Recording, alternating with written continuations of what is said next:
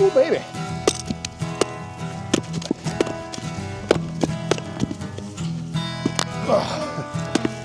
Ooh, baby. Well, there's something. One shot.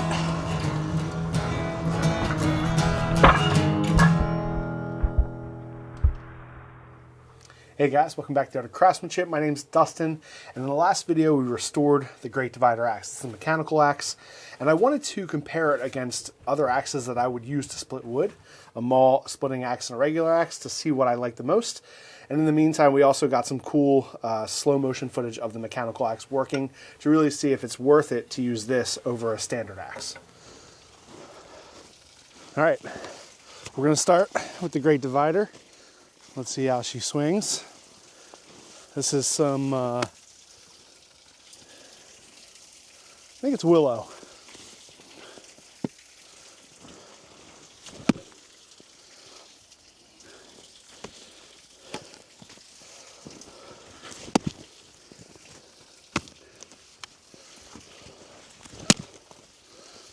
Okay.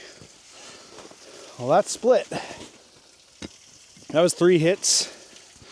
Definitely got some mechanical advantage there.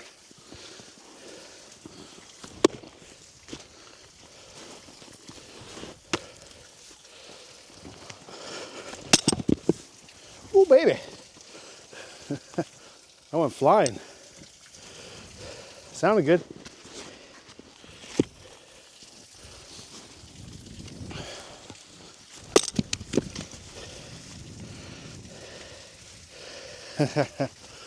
That's cool.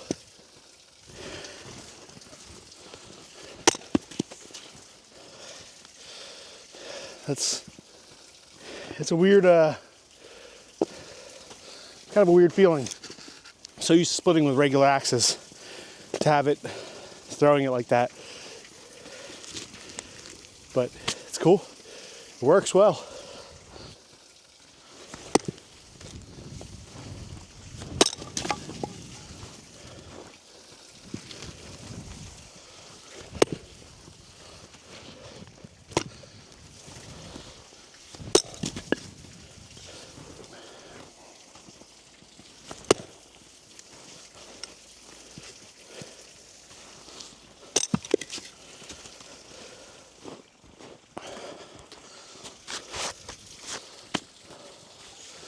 All right, traditional splitting maul.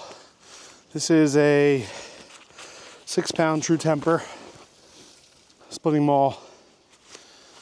I just put a cleaned up edge on it this morning. Should be good.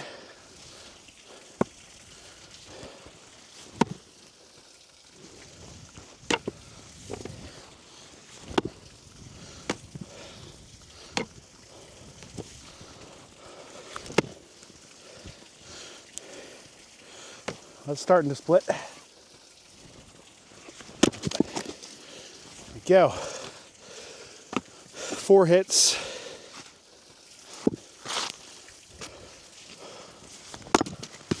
Woo! That splits wood too.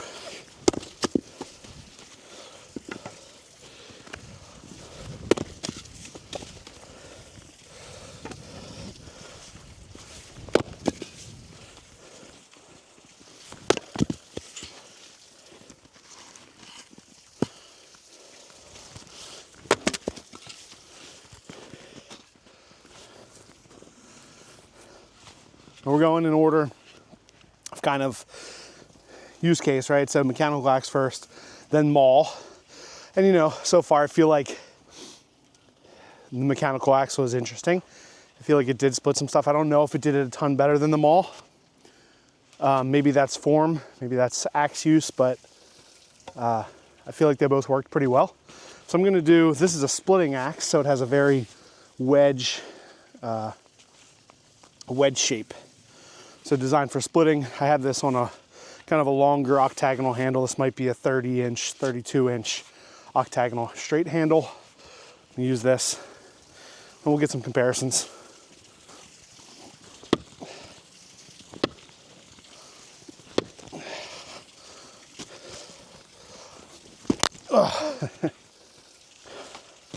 Maybe that one doesn't want to come up.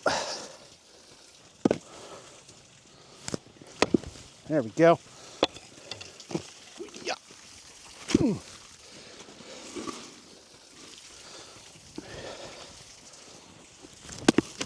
Ooh, baby. Well, there's something.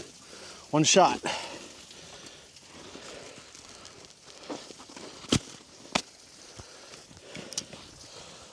Now is that particular piece of wood. It's all the same wood, but that did show me something. Splitting axe, fine edge, long wedge. Pretty nice.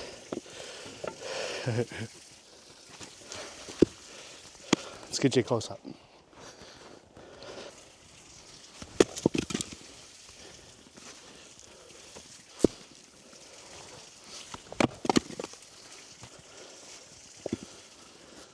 All right, this is the last one. This is the Collins Legitimus felling axe. So really narrow bit, nice and thin. So this is a Dayton, but designed for felling rather than splitting. So we'll see how this one works. So far, I feel like splitting axe worked the best, but we'll see. This one's on a shorter handle. This is about maybe a 28-inch handle, homemade handle. Well, I made a nice big crack over the whole thing. See if I can bring you in real quick and show you. We got a crack from here to the middle and then out to the other edge. There it is. Whoop. One more.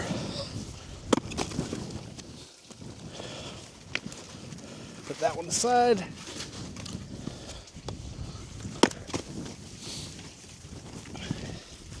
The trick with splitting wood is really not overstriking like that.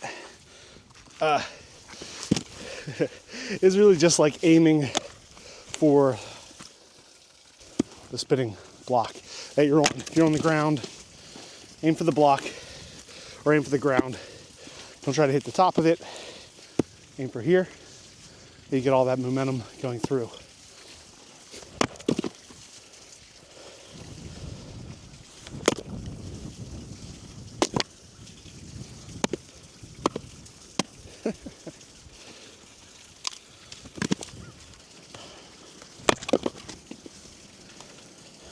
All right, now let's take a look at the slow motion video. We got some cool shots of the mechanical axe working and those two levers splitting apart. So got some close-ups. We'll see how it turns out.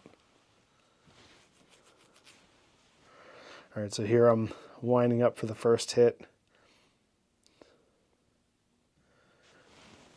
And there you can see, you can see the wood being thrown, but it's hard to really tell what's happening. We tried to slow it down and get close up even closer. Here's a little bit closer. There you can see those levers popping. Now, if it was just hitting the levers, then it would stop them from splitting apart. So that that splitting action that the levers do really does push the two pieces of wood apart well. That's cool. Here's a good slow version of it.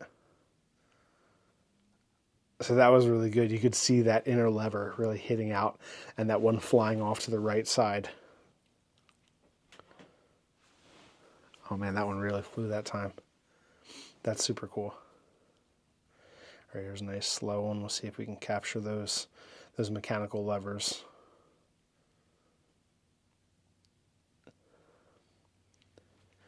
Yeah, that's wild. And I guess, depending on the weight, depending on the swing, maybe I'm adjusting some so you see the axe hitting and then it kind of tilts one way or the other. Maybe that's just the way I tend to lean. Yeah, each time it kind of goes that way. That was really good, though. You could really see the lever arms flinging the wood apart. Now, is it really something that's better? I don't know if it's better, but it's cool. And just as an axe guy, I love axes and I love all different forms of axes. So, it's just another one to enjoy. That looked like a pretty good one. That was like a nice even straight swing where the axe went straight through.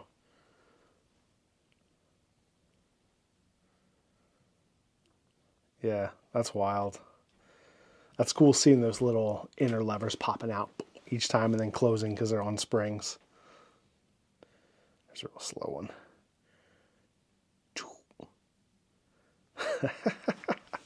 That's so cool. I love it. I'm not sure. Like, it's hard to tell if I'm holding back and not hitting all the way through. Usually when I'm splitting, I try to... That one's pretty good, right? That one hit all the way down onto the stump. But usually when I'm trying to do something like that, it's such a... I'm trying to hit the stump with the axe. This seems like there are some times when it doesn't go all the way through, like I'm holding it back or something, but still split really well. It's a nice view from above. There you can see where that knot holds it together. So it split really well, but the knot, held the two pieces. Here's a slow motion of that.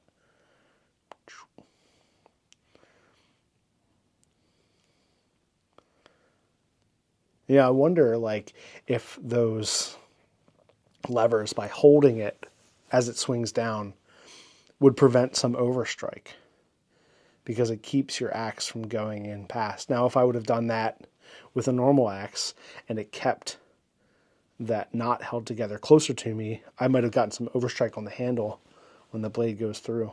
So kind of an interesting thing to think about. That's a cool looking axe. All right, now this is kind of a cool shot. This is our last shot. And here you can see just my full swing, aiming all the way through. And hitting the stump, there you go. And it's cool, the one flies toward me, but the one in the background like skips off the pile of wood and goes flying.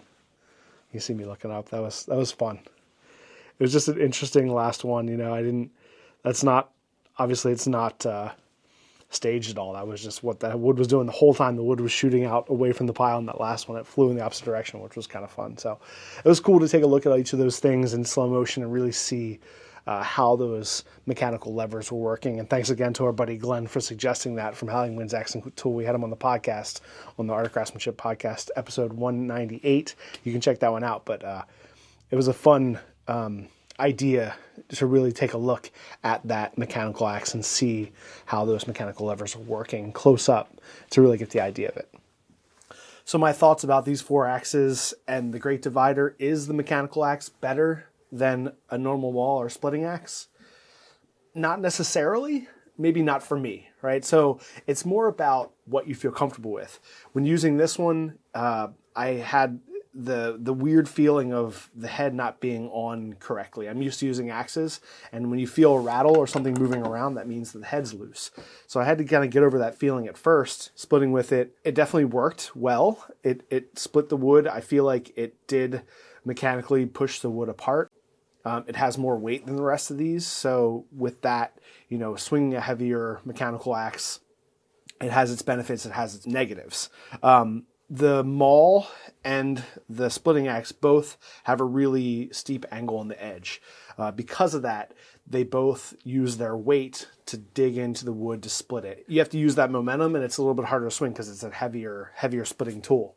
So they both kind of did it about the same, I thought. The two axes, the splitting axe worked better than the felling axe. So the splitting axe has a narrower bit, so the edge is thinner than the maul or the mechanical axe.